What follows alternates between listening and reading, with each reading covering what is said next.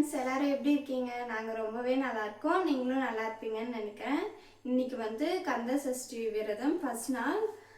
இந்த வருஷம் தான் நாங்கள் ஃபர்ஸ்ட் டைமாக விரதம் இருக்க போகிறோம்.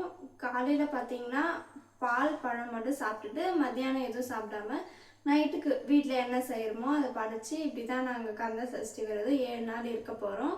நீங்கள் எப்படி விரதம் ஸ்டார்ட் பண்ணீங்க அப்படின்ட்டுலாம் கமெண்ட்ஸில் ஷேர் பண்ணுங்கள். கந்த சஷ்டி விரதம் பார்த்தீங்கன்னா இந்த வருஷம் தான் ஃபஸ்ட் டைமாக இருக்கலான்னு முடிவு பண்ணி இருக்கிறோம். இது வரைக்கும் நாங்கள் எதுவும் கந்த சஷ்டி விரதம்லாம் இருந்ததில்லை. நிறைய பேர் பார்த்தீங்கன்னா பால் பழம் சாப்பிட்டுட்டு அப்புறம் இந்த மிளகு ஒரு நாளைக்கு ஒரு மிளகு 2 நாளைக்கு 2 மிளகு அந்த மாதிரிலாம் சாப்பிட்டுட்டு இருக்காங்க. சரி, நம்ம காலையில் மட்டும் பால் பழம் சாப்பிட்டுட்டு நைட்டு என்ன செய்யணுமோ அது சாமிக்கு படைச்சிட்டு சாப்பிட்லாம்.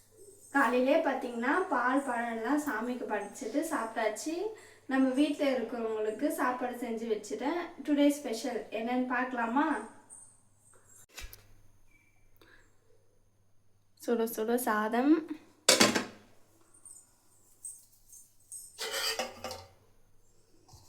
பருப்பு சாம்பார்,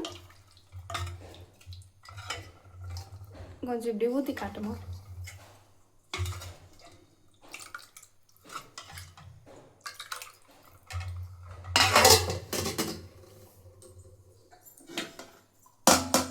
என்ன காய் இது?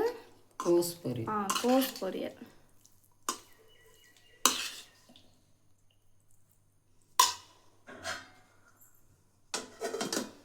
டிஃபனுக்கு போட்டுரு அவளுக்கு. இதுதான் நம்ம வீட்டு டுடே ஸ்பெஷல்.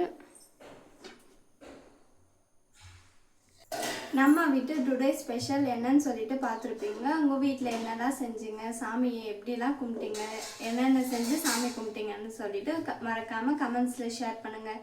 இந்த வீடியோ பிடிச்சிருந்தா லைக் பண்ணி சப்ஸ்கிரைப் பண்ணுங்கள். பாய் பாய்.